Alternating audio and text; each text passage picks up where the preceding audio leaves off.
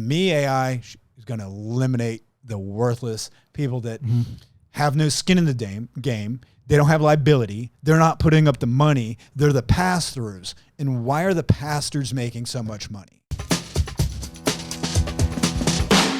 All right, welcome back. Another episode of Expandable. All right. So we were talking about this, and I thought it would be good to hit record about this whole idea of like the impact that AI is going to have on jobs and roles inside of a company. And so I don't know. I just thought we could discuss it for a minute because we were kind of coming at it from the vantage point of, you know, who do you hire next, and how do you project out a plan for hiring managers and executives as your company's growing, right? To the nature of this, as you're expanding. I think that if you're even in a small business that you're expanding quickly, it would serve you well to step back and look at what AI is doing, just for, you know, maybe every night for 10 minutes or whatever, just kind of clue into how is AI going to be implemented and utilized inside of organizations. Yes. What came to me was like these big organizations, they're going to realize, because they don't, weirdly, we do as smaller businesses, that they have so many unnecessary jobs already. Oh, yeah. Right. Yeah. So there's a lot of so many jobs that have, I like to say, zero substance. Yes. Just zero substance. They built in over the years, and now, you know, it just, you know, that person's done just enough of their job. Yeah. And just enough liked. Yeah. That is just there. It kind of goes back to, maybe this is what Elon was talking about, the laptop warriors or the laptop culture, where he doesn't like that, you know. No, because, you know, and I see it in the meeting culture, 99%, and all the software companies I deal with. It's so amazing how much a lot of meetings, jargon and things that they have that are not any good. Now, having roadmaps, great. Having the structures and procedures and having forms, great. But there's so much wasted time. And on that application, it's almost like companies are putting their newbies into that front role too. Yeah. As they're learning as they go. And then the people that have done that in a role are now put out to pasture. They're making more money, but they're sitting there being useless. Almost like tenured. Yeah, and only on the phone and everything like that. And I hate that. Yeah. Because, well, me as a person, I couldn't be in a role that I had no substance. Yeah. I would mentally just go, I would be that person that, I would use AI to make it look like I'm getting paid, you know, like I'm working. Yeah. And then go do other jobs. Yeah. Partially, I think it's a black mark on the culture, because if you're allowed to do that, then that's, you know, what's that say about the culture at large? Yes. But I think also that specifically is going to get flattened, because it's going to become very obvious to everyone very quickly that, hey, you know, there's a lot in your role that you say you're doing or weren't doing or were doing or whatever, that AI is just going to help us do all that. Yeah. So, when I look at like a cost of a product and how it originated, and it's so amazing. It's like the first people that are getting the resources for that product, I swear they only add up to like 5 to 10% of the end value of that. And then a lot of times it goes to now a middle salesman, and then to another broker, and then it goes to the end person. Yeah. In the end sale, let's say typically it's 30% of their profit, and then keep going down. But it's like, out of that total dollar that is spent on that product, and where did it all go? So much of it went to nothing. Right. It went to that perceived value of, I've got to, you know, I coordinated that sales, or I did this. But really, did they add any value that made that product any better? Yeah. No. Yeah. And to me, AI is going to eliminate the worthless people that have no skin in the game. They don't have liability. They're not putting up the money. They're the pass-throughs. And why are the pastors making so much money? Yeah. And I think what will happen is, just one idea about that is, I think what will happen is new entrepreneurs will come into the market with the new, more efficient way, that it's the same product and end quality and everything, but it's much cheaper. And usually that will disrupt the market. So all of those companies, and actually, I was talking to a guy the other day from the printing consumer packaged goods space, and they're doing that. They're utilizing all of the things. They haven't even started utilizing AI. They're just automating things in that industry and disrupting it tremendously. So it's perfectly timed that utilizing AI, you're going to have to take industries and disrupt them completely. And it'll be mainly through just being more efficient, doing the exact same thing, but just being more efficient on the same product. Now, the interesting thing there, though, is pricing, because I was watching this clip the other day from a guy I follow, as a brand specialist, and he was talking about the difference in pricing between, this is a little bit of a rabbit trail, but it connects lab-grown diamonds and traditionally farmed diamonds or mined. And it was interesting, like, to say, he went through this whole thinking about why are lab grown just, maybe 30% cheaper than, I'll just throw that number out there, it's probably different, but around 30% cheaper than mined diamonds. And when they can be made almost infinite, right? Because you just make them. So they should be hundreds of dollars, not thousands of dollars. Yeah. And it all comes down to perception in the market. So I think, people don't realize too, the price of diamonds is controlled because the supply is hoarded. Yes. Yeah. Yes. So they don't realize really any of that. And I think even if they did, his whole point was, it doesn't matter if they realize, kind of going to the point of AI making more things more efficient, lowering the price. Some products are still going to need to be a certain price in the market for a long time because of the perception of the value that they're getting when they buy it. So when you buy a diamond, it's for this big thing. And so far it's in probably into at least the near future, it's going to be perceived that you spend a lot of money on it and you want to spend a lot of money on it so that you can say that this was for this big thing. That can change over time, just like it changed bringing diamonds in to those big moments. But I think the same thing plays, that there are cases in certain industries that pricing is not going to change, even though efficiency has. Correct. And those businesses will make lots of money. But I think in large part, a lot of the pricing will shift, which is kind of an interesting pendulum because we have a lot of inflation going on. It's almost like, this is why I like the market. Yeah. Because it's almost like you have a problem that's created or purposefully, or it shows up. And then usually you have a solution that sort of shows up. And I think the problem of inflation, not specifically, but that's part of the problem of our economy.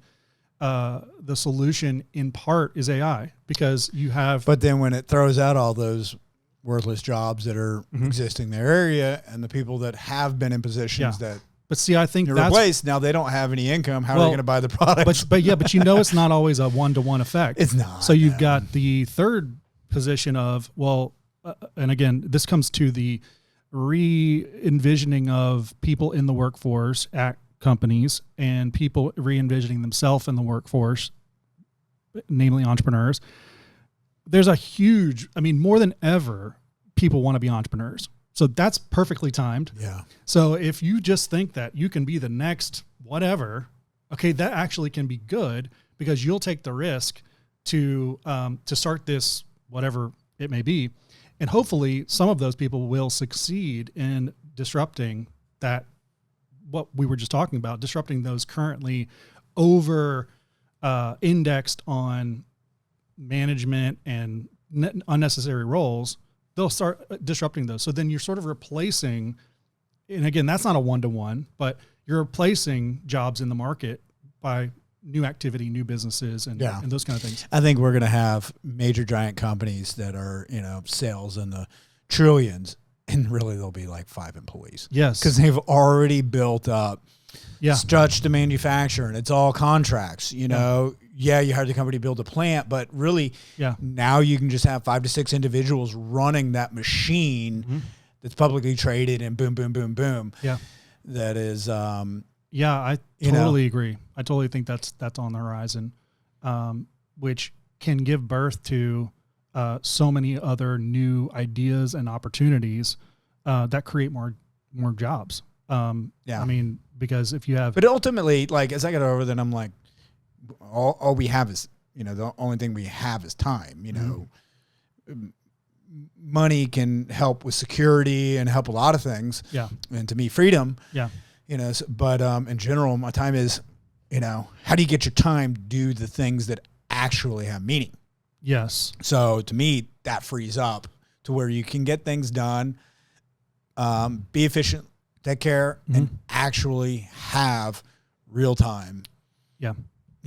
To spend with your family. And the shift of it being normal, like it being normal that we as a workforce only work 30 hours a week or 20 hours a week, or right. I think that shift might have to happen and become normal, because we don't need 40 hours a week on these unnecessary jobs to produce unnecessary products that the market's saying they're unnecessary. Right now we have hyper efficiency in the market for selection about products that are, or services that are needed by companies that are producing them efficiently and priced properly. And that company of 5 people can run it in 10 hours a week.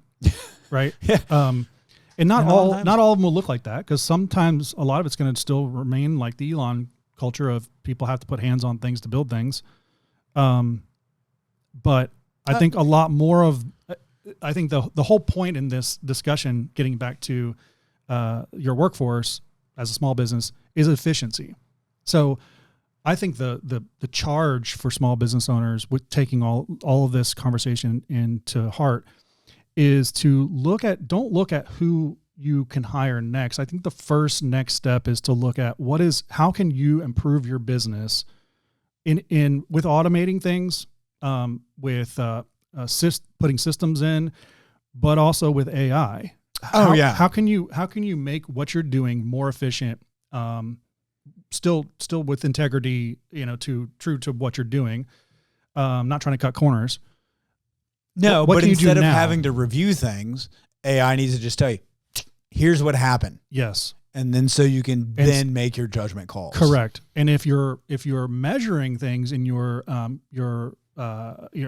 collecting data points on everything that is important, this whole idea of chatting with your private data inside your company allows you to do that on the fly. And especially when I think in a lot of companies, they don't even know the true cost of what they're doing on their product. Yeah. And they don't know that they're not making money. They feel like they're doing great and they spend it. They don't know. They don't know their tax consequences in the year. But if they were to have the procedures and come down every day, they would know their tax application come for, April 15th. Yes. They're not gonna have to wait to the end of the day. So that's they know it. Interesting side note, but is that the job of the owner, or is that the job of their CPA? Owner. I'm not gonna risk. Yeah. I'm not going to risk my application on that. Yeah. CPA validates you and submits to it the way we think. But like our internal GLs and everything, we know even now we know our income daily. What we have difficulty, and it has been in the banking world, is truly understanding your costs per customer, because it comes in a lot of details. That customer may call you on the phone. You may respond to emails. Yeah. Every time there's a transaction in its account, there's the incremental costs sometimes, even things that we never even see if they, use their debit card charge that could make us more money or it could lose us money. Yeah. So all of these different inputs come together, and, by the time we get in and get, say, data on like every month I got the quality data on the debit card revenue of which customers produce the most revenue in regards to usage of their debit cards. By the time I got that information, it would be stale. Yes. At some point, it's going to come up lagging to where data. you can, and then too, that's only one aspect. You could have that customer that, oh, great, you're making, $80 additional month just off of interchange fees netted to that customer. Yeah. But on the other side, are they spending 2 hours a day for chargebacks and disputing time on your customers? Yeah. You don't know. You won't know that unless that employee actually told you, because they're just handling and doing their job. Sure. And they're not getting through like it that. and do it. Yeah. But so it's at one point, and I think that's where I am going to struggle with is, okay, AI. How do I make sure that AI has all the touch points too? to validate that, yeah, it is our true cost. That how can we connect and know that the employee was talking to that customer coming into it. Yes. So then knowing which points to measure. Correct. And then like that time value, because then you could measure that time value. It took that employee 45 minutes.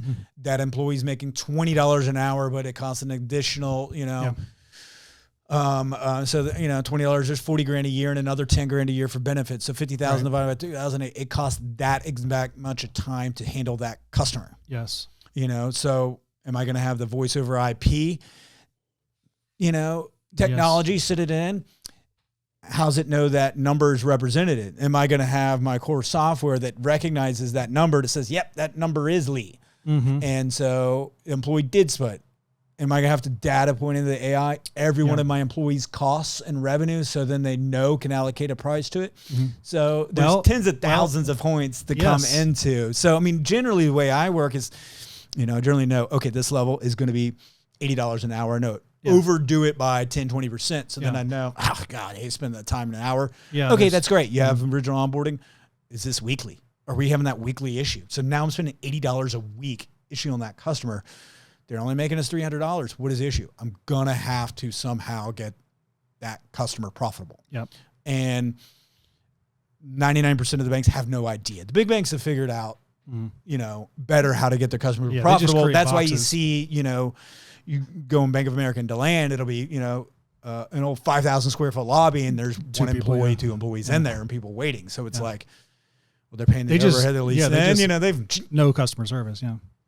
Yeah. They just get rid of customer service. But they service. monopolized and they know they've got it. Transaction cost.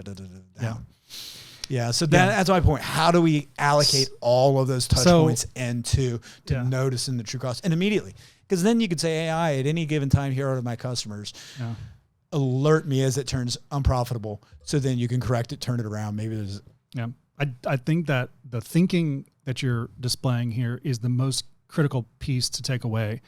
And that is cost per customer. So if you don't know what that is, then I think starting to walk along the path to find that out is the plan. Like that's the takeaway here is what is your cost per customer? What is your base? And is there any incremental goal for things that they do or don't do? And you may not ever know fully, but start walking towards knowing that metric, that overarching number, because as you walk towards that metric, you are going to figure out how to make your business more efficient and more intelligent and more creative and all the things.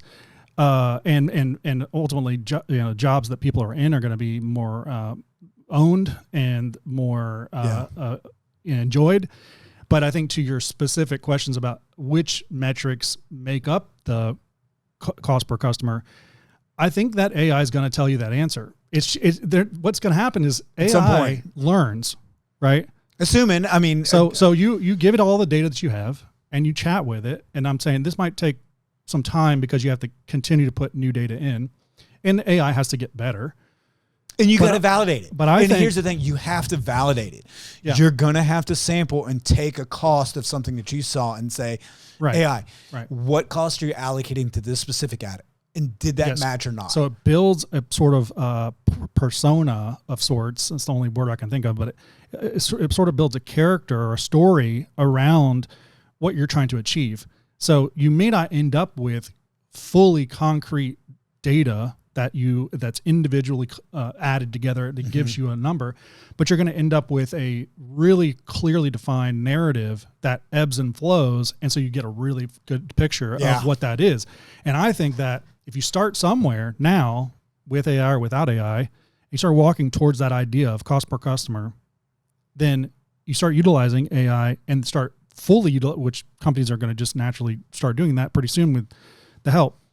You have AI kind of gets inserted. It learns, it gets better. You start talking to it and telling it what you're trying to achieve.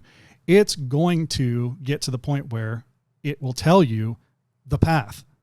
It will tell you the next step, and then you go there, and then it helps you help it, and you help it help you. And eventually, I think you will get to this very clear picture of what your cost per customer looks like. And then you have sort of a relationship where you're like, okay, we're here now. And I think this is like very very accurate, much more transparent than I see in many of my competitors doing or anything in the market. Now we want to expand and do this. Yeah. What does that look like? To me, it's the 80-20 rule. Yeah. It is focusing on that 20%, and the ones that are truly benefit from you and you have that great relationship back and forth. Yes. Is in enhancing that 20%. Yeah. I want my 20% of customers to be 100% of them. Yes. That's your that's ideal. It. Yeah. Correct. Why deal with the 80% that, are flippant, don't like you, don't, this. They cause all the problems. They cause all the costs. Correct. Yeah. The 20% that find value in you and you provide, that there's value and there's reciprocal back and forth. Yes. That's what I believe that AI will get me to, is make my 20% 100. Well, at yes. least 90. Yes. I'll settle. Yes. Yeah. It won't ever be 100, but then you have your employee that's involved in that same conversation. It's not you, cold to the employee's role. All three of you, the AI, various tools, company-centric tool, and the employee, all having this conversation together to get to where you're going. It's going to make that employee so much better at what they do, and their role is going to be redefined, which changes not necessarily something everyone loves, but I think if everyone's rowing in the same direction, everything becomes more enriched. I love it. So that was great. All right. On to the next one. Yeah, everyone.